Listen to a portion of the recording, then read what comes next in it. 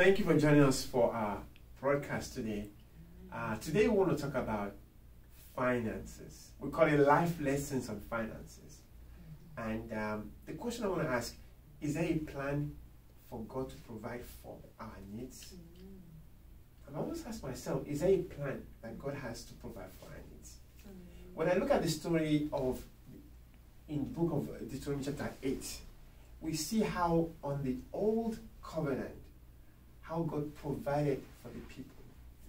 He said in Deuteronomy chapter 8, verse 10, he said, "For the Lord is bringing you into a good land."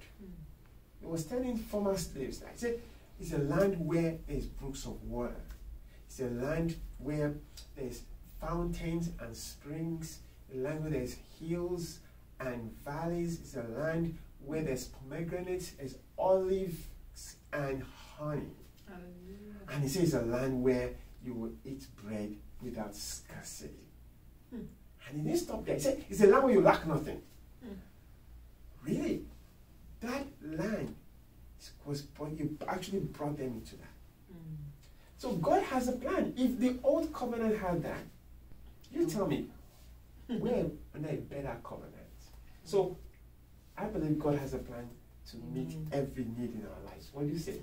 I believe so. I mean, from what we learned today, God has a plan. And his plan is not just him making the plan now. He's already made all the provision. And that's why this week, we were talking about redemption. So the covenant of prosperity, the covenant of provision, God has already made that available. Hallelujah. And I like the fact of the 3 ways you told us that we have to understand that our trust, whether we have the riches, whether we don't have it, we must trust God.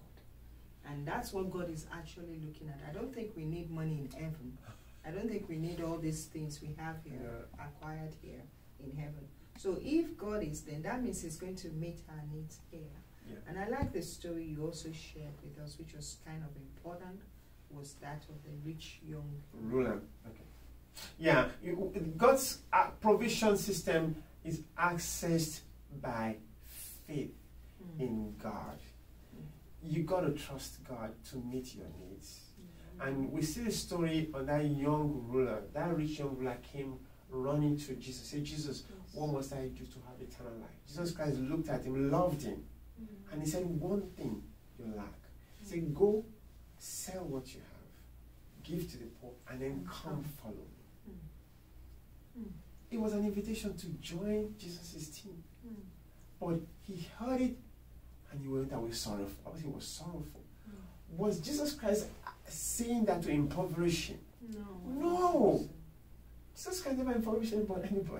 But he was actually saying him to give him access into God's system of provision, God's economics. Because let me tell you what, later on in that verse, it said, there is no one that has left houses or land or brother, sister, for my name's and for the gospel's sake, who shall not in this life have 100-fold houses and land. So God was not trying, God was actually saying, if you give all, I'm going to take care of you.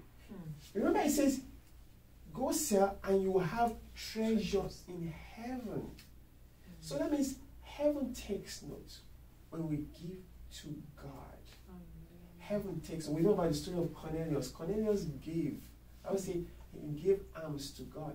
And Bible says the angel came and says, your alms have come up as a memorial before God. So many times when we are giving, God takes note and it opens us up to provision. Because when we give, it means that the money that leaves our hand does not live our lives. It goes into our future. And we see it as a harvest. So we thank God for what God has done for us. That covenant of provision. And let me tell you, all he's asking for you is to trust him. Whether you have millions in a bank account, so that your millions now make you not to see God.